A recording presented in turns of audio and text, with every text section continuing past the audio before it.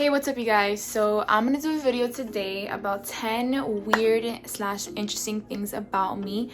I'm excited because I haven't really done any videos just about myself, so why not just start it with this type of intro.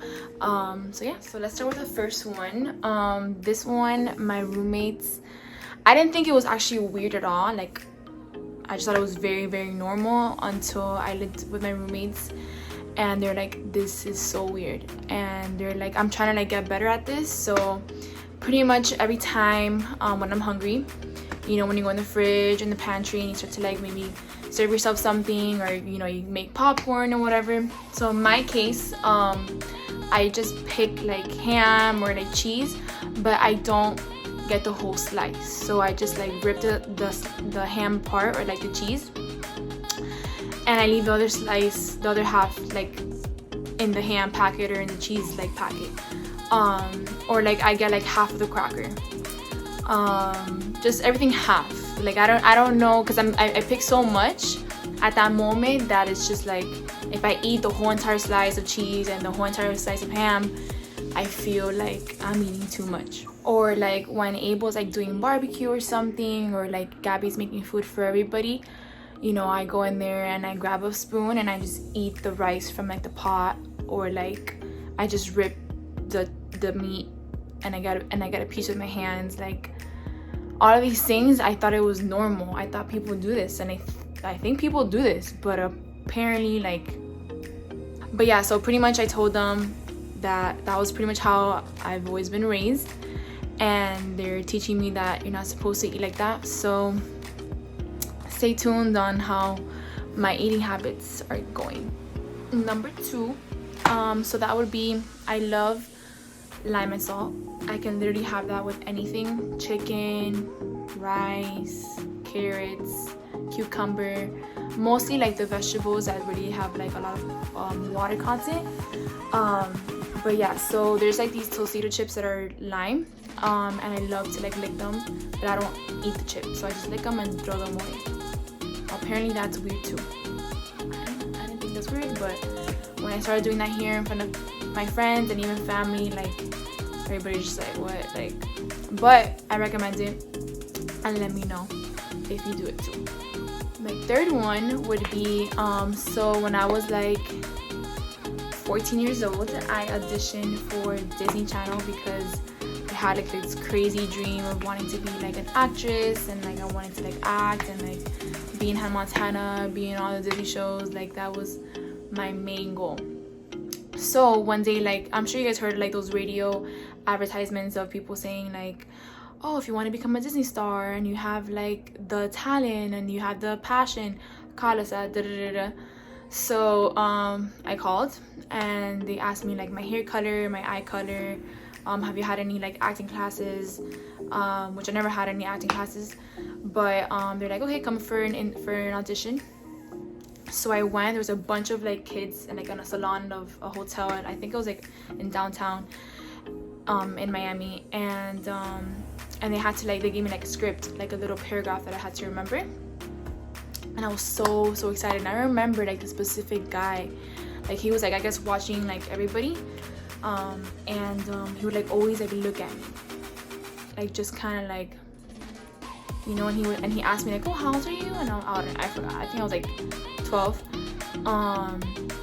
But yeah, so I remember the script, and then I had to like pretty much act out the script in front of like, it wasn't even in a separate room, it was like a long table and a bunch of, I guess, like, you know, recruit casting people, and I had to like say that script, and like he got like my hopes up pretty much, because he was like hyping me up. He was like, oh, we're for sure gonna call you, like we really liked you.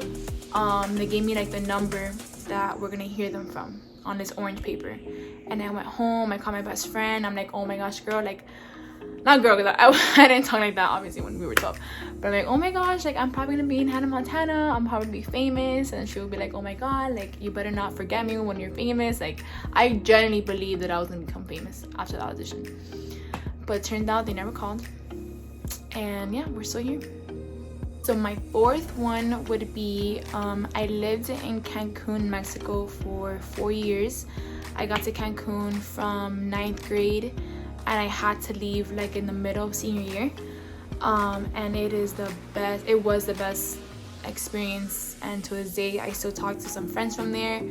And honestly, if you are still in high school or you're in middle school watching this, please go for like at least a year abroad. Like, I learned so much, and I love the culture of Mexico. Their culture is so beautiful, their food is like so freaking good, the people are so nice. 10 out of 10. Definitely recommend you experiencing at least a whole year out of your country, for sure. I've seen so many beautiful places, went to so many beaches, met so many cool people, because Cancun is a very touristy place, so a lot of people from like different countries would always be there. Always met cool people there, and just the whole vibe is just different. Number 5. So this is a little weird and interesting, and I don't know how people are gonna feel about it, but so my grandfather, he was a lawyer in Cuba, but he was a very well-known lawyer. And his dad, which would be my great-grandfather, he was I think the judge of like the whole province. So they had a lot of connections, and I guess one of those connections were Fidel Castro. So they were like really I don't say great, I mean they had to be great friends, because one of my aunt's godmother is actually Fidel's mom, I believe, mom or sister, one of those two. But yeah, like they have pictures, and like this was before the revolution of Cuba happened. So like my grandfather, when he found out Fidel's true plans, things obviously fell apart. My grandfather never like believed in communism. Yeah, like he didn't mess with that. But before that, those plans happened, like they were pretty close, and that's why one of my aunt's godmothers was Fidel's mom or sister. So I thought that was pretty cool. So I moved out at 19 years old, and I'm proud to say that, and I don't regret it. I have grown so much, and if you can do that at that, at any age, honestly, I would recommend. If you have the means to do so, and you have enough money saved up, and you've been wanting to do it for a long time, follow that intuition and follow that gut feeling, because that's exactly what I had. And to be honest, I don't even know. I mean, I moved out with about $1,000 on my savings account. And like thankfully, because of my roommates, like I was about to back out because I was so scared, because God, I mean, anything can happen, like what if your car breaks down, or like, and you have to use like all your money, and now how are you gonna pay rent, and like, but I'll tell you one thing, God will provide if you take that leap of faith. And I took that leap of faith, and turns out that my rent is not at all like typical Miami rent. Like it's actually below $600. And I'm super grateful, because Abel's grandma was the one that provided this house for us. This is actually her house, and she said, why don't you guys stay there, and you guys can pay me rent, and you guys don't have to pay as much as you guys would at another apartment. So super grateful, and hopefully you guys have the courage to do that. Number 7. So my first kiss was actually at a daycare. I guess I would watch the novelas for my mom or whatever, and I'd see how, these women would just like, make out and like kiss these guys like so passionately. So that's exactly what I did. I mean, I didn't make out, but I grabbed one of my crushes. To this day, I see pictures of like me in a daycare, and I remember like the face. I had such a huge crush on him, and then one day I just grabbed his face and I kissed him, and I got in really big trouble for that, because obviously, there was no consent from his end, and yeah, so I just grabbed his face and I kissed him, and he didn't like me, but he liked my best friend. So yeah, it was I had hard times at daycare. So the 8th one, I have it's a wart on my foot. I've had it since I would say since like 13 years old. It's very small. Honestly, it looks kind of like just a small little pimple. I move it around. But yeah, it's super harmless. So we're on the 9th one. So one of my biggest fears is actually that my husband was always gay.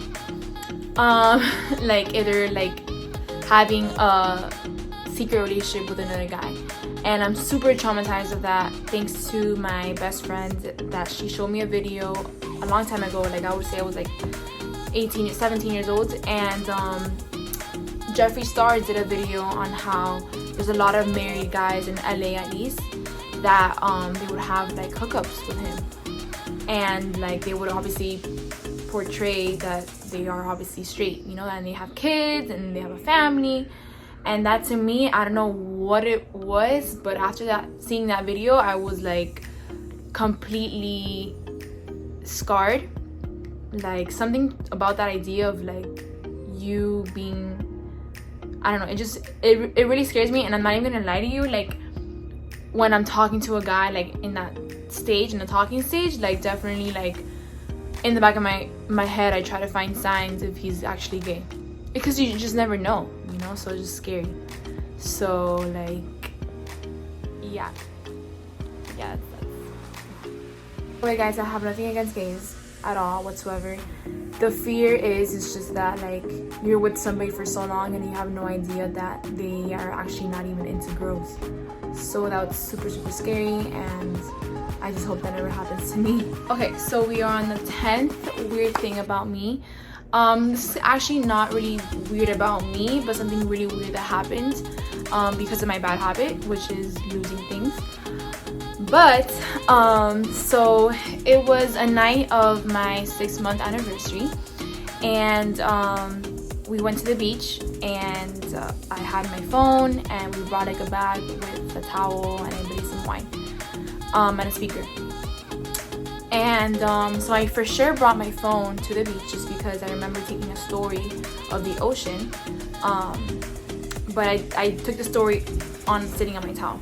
So the reason why I'm saying that is because my phone got lost that night, and there's literally no explanation of how it got lost, because there was literally nobody in the beach. Like it was just me and the other person, and literally we were just talking, eating shit, looking at the freaking moon. Like we did not move our spot, pretty much. Like we stayed in that our little area the whole entire time.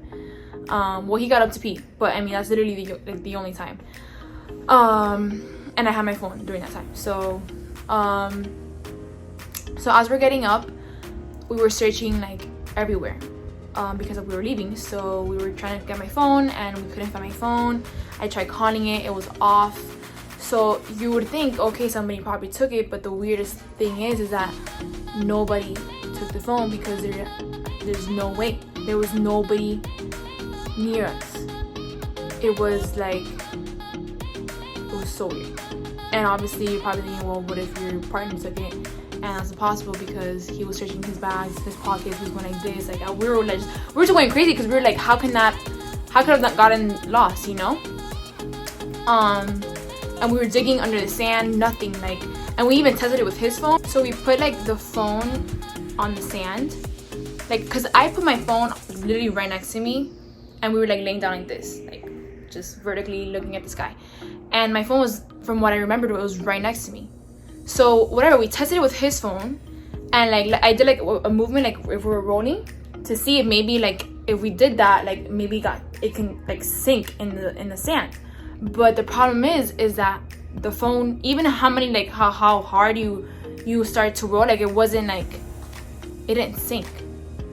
So we were just like, okay, so like we were like searching like it hit, bro.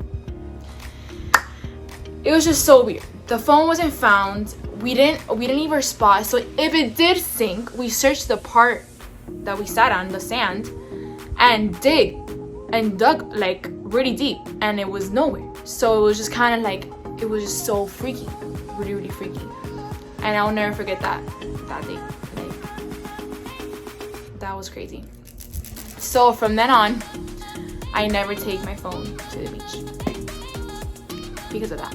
because you just never know really. Like even if there's nobody there, somehow, some way, it can get lost. So yeah, don't take your phone to the beach.